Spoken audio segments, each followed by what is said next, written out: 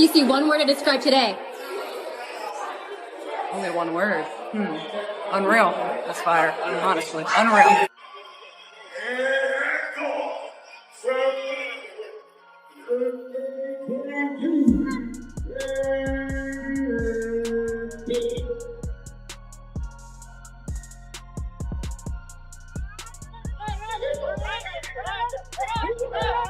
But when Clark launched a 36-foot three-pointer from the exact spot where she broke Kelsey Plum's NCAA scoring record, the arena literally shook.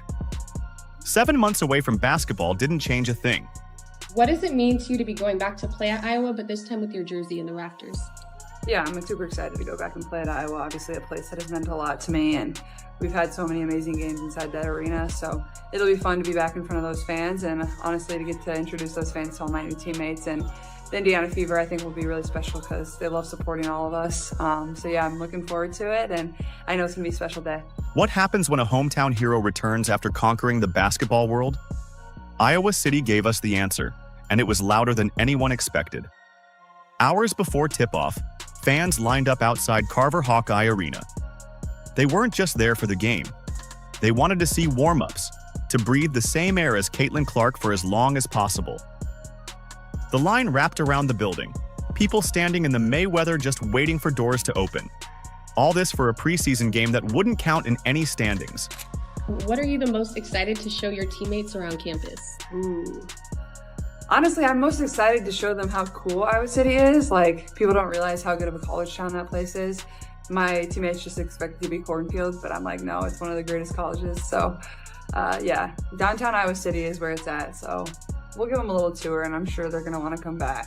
Caitlin Clark didn't just return to Iowa, she unleashed a performance that shook the basketball world. On May 4th, 2025, at Carver-Hawkeye Arena, Clark and the Indiana Fever demolished Brazil's national team 108-44 in a preseason game that felt like a finals showdown.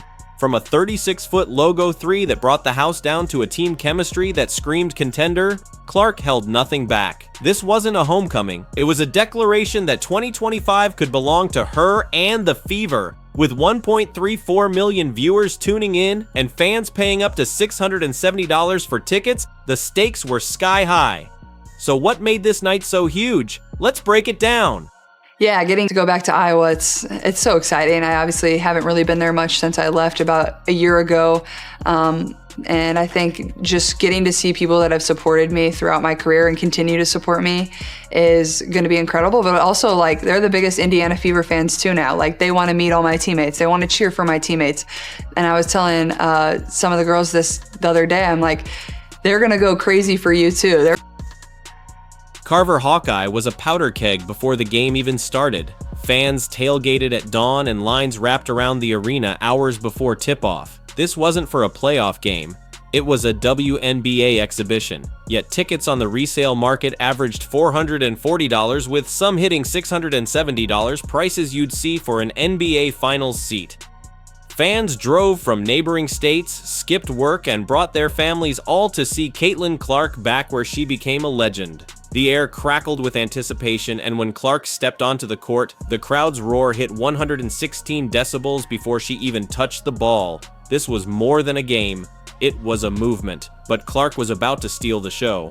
They're going to have signs about you. They want your autograph. They want a high five from you. And I think that's what I appreciate about them the most is, like, they want to cheer not only for myself, but everybody else on this team. And they have so much fun watching us. So now getting to take the Indiana Fever to them and their environment, I was telling Lexi and some of the other girls this other day, is like, this will be the loudest arena you have ever played in. They're going to scream. They're going to cheer. When I tell them to get up, they're going to get up. So it'll be fun to get to go back there since my last time playing there in the NCAA tournament my senior year, so it should be really special. In the third quarter, with 25 seconds on the clock, Clark took 3 quick dribbles and launched a 36-foot three-pointer from the exact spot where she broke Kelsey Plum's NCAA scoring record in 2024. The ball swished through, no rim, and the arena exploded to 117 decibels, louder than a jet engine. That shot wasn't just points, it was Clark screaming, "I'm back!" The crowd felt it in their chests, and social media lit up with clips of the moment. She pointed to the stands, soaking in the love, proving she wasn't holding back. It was pure Caitlin Clark, fearless and unforgettable. But could she keep that fire after such a long break? In sports, some moments go beyond just points on a scoreboard. They tell a story all by themselves. Right of the jump, Clark hits the first basket. You knew that was coming. Yeah. Did it get loud in here? When you scored? Yeah. No. No one really cares. You gotta be better. 7 months away from pro basketball is an eternity. Add in a leg injury that kept Clark out of the Fever's prior preseason game, and some wondered if she'd show rust. Nope. In just 19 minutes, she dropped 16 points, hitting 4 of 6 from 3 while snagging 6 rebounds and dishing 5 assists. Her passes zipped through defenses and her decisions were razor sharp. That signature Clark smile never faded, even when she absorbed contact that would have floored her rookie self. The doubters who questioned her readiness were left speechless, but Clark wasn't doing this alone. Yeah, I thought it was electric. It's what you've seen, whether it's from the outside on television or being here broadcasting, but to actually feel the energy. I mean, it is a thing when you talk about having a six man, so to speak, crowd energy. It gives you a lift. It gives you a boost. It's why we all do what we do, like to feed into these kinds of environments. And so it was a lot of fun. The Indiana Fever looked like a different beast. Kelsey Mitchell poured in 17 points, sinking 4 threes, many off Clark's laser-like passes. Aaliyah Boston added 11 points, 7 rebounds, and 5 assists, forming a deadly pick-and-roll duo with Clark. The team's defense was ferocious, forcing 26 turnovers and holding Brazil to single-digit scoring in 2 quarters.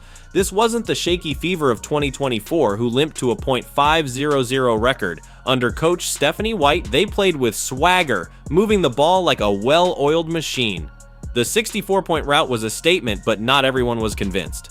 I think it's hard to put into words like what exactly it means to me. It's almost overwhelming to a point. Like I'm just very, very thankful to be able to come back to a place that continues to support me and see old friends that are having a great time getting to watch me do my thing, that don't play basketball anymore, that are just my friends, and spending time with them. Like even though it was just dinner last night, like it's just fun to come back here and like kind of feel like you're in college again in a way, but also it was a little weird like going in the locker room. And X was buzzing with hot takes. Some called Clark's Iowa performance a fluke, arguing she's overhyped and can't sustain this level against WNBA stars. Others said her focus on Iowa's nostalgia was a distraction from proving herself in the pros. After a rookie season that ended in a playoff sweep, the pressure's on for Clark to deliver in 2025. Her response? Pure dominance. She played with a fire that suggested the critics are just noise. Her logo 3 and relentless energy showed she's not here to play it safe. But there was a cloud over her triumph. But I don't know, something about this gym like just makes me play well, and these shoes, like it just, I don't know. So there's something about it, but I just, a lot of gratitude and just thankful I can share it with my family too. A lot of them were here, my grandparents were here, and they don't get to come to many either. And these are the moments that like you never take for granted and you kind of just want to stay in for forever. So that leg injury from the Fever's Washington game had fans holding their breath. Clark called it minor tightness, but sitting out a game fueled rumors about her ability to handle the WNBA's physicality. At Iowa, she powered through defenders, finishing plays that would have sent her sprawling last season. Her 19-minute stint eased some worries, but questions linger. Can her frame withstand a 40-game grind? Clark shrugged off the chatter, focusing on the moment, but the injury scare added a layer of intrigue to her return, and then there was the place itself. We want to compete. We want to be our best. We want to compete at a high level. We've got edgy players. We've got competitive players. And I guarantee you, it doesn't matter if we're playing cards or if we're playing basketball. They want to win. And they want to do what it takes to win and position themselves to win. So I love that about this group. It means that we don't waste time in practice. They don't waste reps. They don't waste moments we have to get better. And it really is a joy to coach. Carver-Hawkeye isn't just an arena, it's the heart of women's basketball, and Clark made it that way. From 2020 to 2024, she shattered NCAA records, led Iowa to back-to-back title games, and turned the sport into must-see TV. On February 2nd, 2025, her Num 22 jersey was retired, a testament to her legacy. Her first 3 in this game came from Iowa's Tiger Hawk logo at midcourt, and that 36-foot shot echoed her record-breaking past. Fans in number 22 jerseys treated her like a queen, and Clark fed off their energy, playing with a passion that showed she's still Iowa's daughter. But her teammates were just as fired up. Clark, pull up 3. You bet. Extra feed, Hall. Another. Lexi Hall. Olsen. Some trickery behind the bat. Hall elevates and drops it in. Here's Clark. Wow. You bet. From beyond the logo. And a little point afterwards. A Lexi Hull rocked Clark's Iowa number 22 jersey during warm-ups, a nod to her teammates' roots. After Clark's logo 3, Sophie Cunningham teased, "No one cared," while Hull grinned, "You gotta do better." That banter showed a Fever squad that's not just talented, but bonded. Clark hyped her teammates, telling them Iowa fans would roar for them too. When Mitchell drained a 3, the arena hit 116 decibels, proving her right. This wasn't Clark's show alone, it was a team ready to dominate, but not everyone was focused on the love. Clark's massive draw, 1.34 million viewers, a sold-out arena, $670 tickets, ignited a firestorm online. Ex-users debated whether her $80,000 rookie salary matches her impact. She's driving record TV ratings and outpacing NBA stars like LeBron and jersey sales, yet WNBA pay lags behind. Fans argue she's revolutionizing the game, deserving a bigger cut. Critics say her hype overshadows other stars, creating unfair pressure. Clark stayed quiet, letting her game talk, but the pay controversy underscores her huge influence. And then there was her transformation.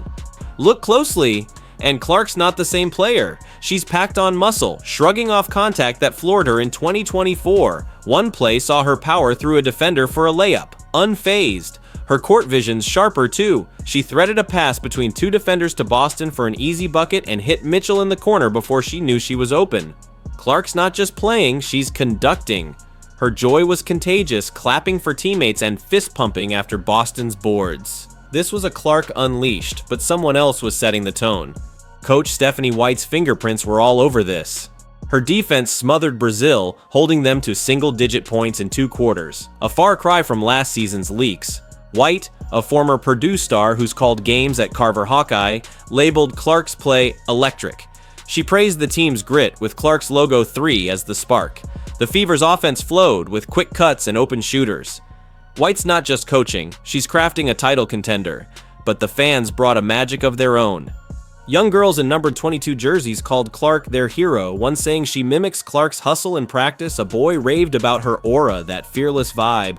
Post-game, Clark's eyes welled up hugging Iowa staff. She signed autographs for kids chanting her name, later saying, "I never take this for granted."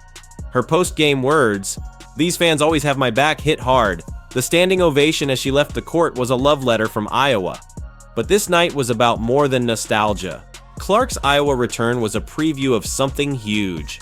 The Fever's 64-point blowout wasn't just Clark's 16 points or Mitchell's 3s. It was a team rebuilt over 7 months, with veterans, rising stars, and a coach tying it together. Clark stronger, smarter, and hungrier, maybe even MVP material. The WNBA's scheduling more college games to ride her wave, but can she keep this up? The league's physicality looms, and critics still call her overhyped. Yet her Iowa performance suggests she's ready to silence them all. The Fever's season starts May 17th against Chicago. Mark your calendars.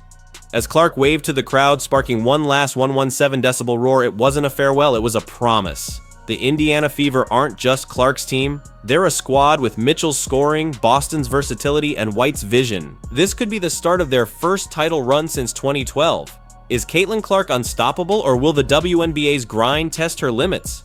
One thing's clear, this is huge. Drop Fired Up for the Fever in the comments, smash that subscribe button, and turn on notifications. The 2025 season's about to be wild, let's go!